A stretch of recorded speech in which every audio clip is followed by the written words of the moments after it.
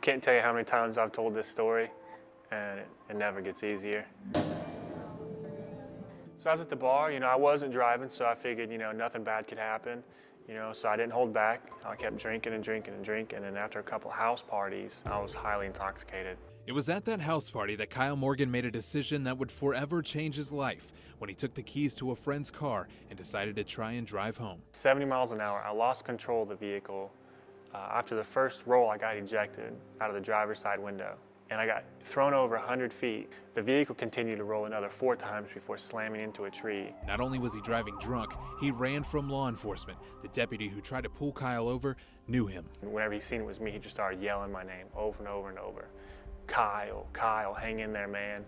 And he said it wasn't until about a minute later that I began to breathe again. 5 days later, he woke up in the hospital, his wife by his side. I told her to untie me, and she began to cry even worse. I remember it was the worst time of my life because this is when the reality set in. She said, I can't untie you because you're not tied down. You're paralyzed. Now bound to a wheelchair, Kyle says he hasn't touched a drop of alcohol in 4.5 years and spends his time running the sound system at his local church. But it's stories like these that happen too often. Last year in our state, more than 350 people were killed and more than 7,000 injured in alcohol-related crashes. And these numbers are more than just statistics. They're connected with names and faces and potential, and we're not satisfied with progress. LaRhonda Scott is the state executive director of Mothers Against Drunk Driving. The CDC tells us a person drives 80 to 88 times before they are caught, before they receive their first DWI. And police tell us more often than not, violators don't stop at just one. Maybe 60, 70% of my DWI arrests are repeat offenders. The injuries, the fatalities, it's 100% preventable. Part of the problem is in court. Wncn Investigates found several counties like Vance, Lee, and Harnett, where nearly half of all DWI cases were thrown out. Statewide, the average dismissal rate is 21%. So here was Wake. In Wake County, it's only 18%. But District Attorney Ned Mangum says there are a multitude of reasons why a case would be dismissed. The strength of the evidence is not the same in every single case. It just depends, but we certainly try to go forward with any case with which there's probable cause to prosecute somebody for impaired driving. But Scott says the punishments often don't match the crime, especially when a first-time offender can walk away with no jail time and a less than $200 fine.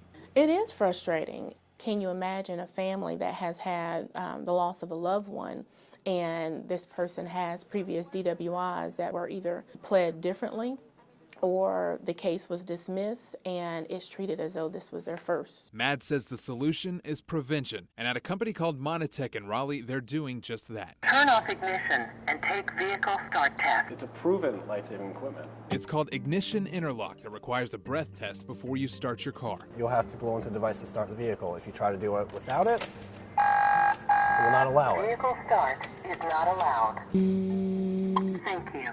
It's analyzing. Let us know if there's any alcohol detected. If not, it's passed. Start vehicle. Start the vehicle and that's it. Safe to drive. Absolutely. It's required for all DWI repeat offenders in North Carolina. Blow until I tell you to stop. But for first-time convictions, it's only required for people with a blood alcohol level of 0.15 or higher. We're lagging behind now. 24 other states have put it in place, and we've seen the reduction in fatalities as much as 30 and 40%. One, preventing that person from driving at that time, but then also teaching them the habits of what's acceptable and what's not acceptable. Some people think it's a few beers, it's fine. And the reality is that's probably a .08, and you probably are having impaired driving at that time. It's a lesson Kyle learned the hard way. I have to live with the consequences of my actions daily. And when I say hard, hard's an understatement. Because daily life for me, I wake up, I open my eyes, and that's it. That's all I can do by myself. But he says he's thankful for every day he's alive and is now using his story to warn others. People try to outweigh the bad and the good with drinking and driving, but you never can. You know, it's not worth to take that chance over and over and over again, because one of these times it's gonna happen. Jonathan Rodriguez, WNCN News.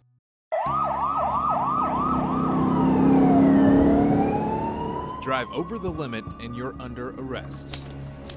Night after night, law enforcement officers take people into custody for driving while impaired, But it doesn't end here.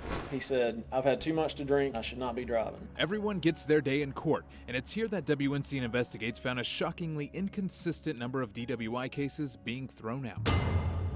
The state average for DWI dismissals is about 21%. Some counties like Durham and Wake are below that average, but in Vance, Granville, Lee, and Harnett, nearly half of all DWIs are being dismissed. It certainly is a red flag that requires somebody to explain something. And with such a discrepancy between dismissal rates, it begged the question, why? So we started at the top. Vernon Stewart is the district attorney for Lee and Harnett counties. We tried several times to ask him why Harnett had the highest dismissal rate in the state, but he turned down all of our requests for on-camera interviews. So we kept digging and found the next key to this story. A simple document required by state law that says prosecutors have to give detailed reasoning anytime they dismiss a DWI case. It was more to create a transparency for dismissals that up until that point had been shrouded in mystery.